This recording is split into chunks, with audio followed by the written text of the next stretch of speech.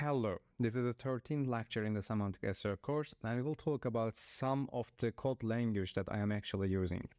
The thing is, I have actually more than 200 algorithmic authorship rules, and I usually use rules inside my content briefs. And the thing that we basically do is creating our own language model with the human authors. But to be able to use these language models with the human authors, you will need certain types of instructions, trainings, and also standardization. So to be able to use these rules, I will suggest you to make a little bit exercise. And once we actually start to show the content briefs, and once we start to create a content brief from zero, you will get all these things in a better way too. And if you look at the codes that I am using, for instance, the FS, it means featured snippet, which means you will need to use less than 40 words or 320 character limit. Actually, it is around 360 character and the word count can be up to actually 50. But usually I like to keep things optimum. That's why I try to train my authors to answer things directly under these thresholds in terms of word count and in terms of the character limit.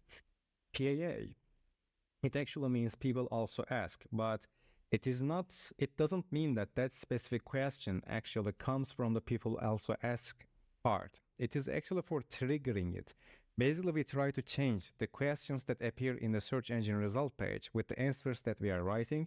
And the suggestion here, or in the instruction or the rule here that tells that you should give a definitive answer in a single sentence.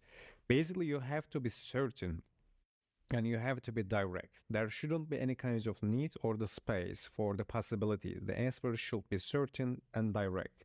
When it comes to the anchor text, which means that from that word, we will be linking to a certain type of related article or hashtag or, hash identifier, which is a subsection of the URL with the jump links. Listing means that we will use different types of listings. There are instruction lists, there are keyword lists or comparisonal lists. And basically it means that we will be using an HTML list in the ordered or unordered form. And definitive answer means that we will be giving a long form mentioning answer. So long form mentioning answer means that we will need to be using all the qualifiers, signifiers of the entity. While mentioning all the concepts, connections, we will be explaining everything actually by giving all the definitions as much as possible.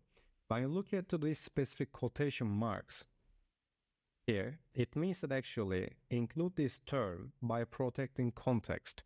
Let's say you use ChatGPT and there actually you can tell that include these words closer to each other while answering this question. So basically we were doing this over the actually like 4 or 5 years with the humans. We were always telling humans that include this word together this word with this context with this word sequence. And I won't go in so deep because these are just the fundamental lectures. But basically, sequence modeling is something that you can use. If you are fine-tuning your own language models, or if you are creating your own large language models by using some open source models, you should always understand that you can actually affect the context by including different types of words with different types of word sequences. And in the article brief creation section, we will see it in a better way. We usually have, as I say, over 200 rules, but these 6 are just the fundamental basic ones that I start with.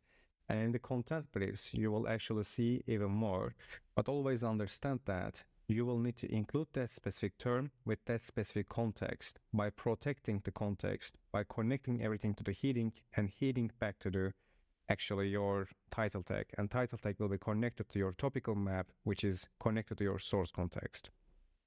Thank you.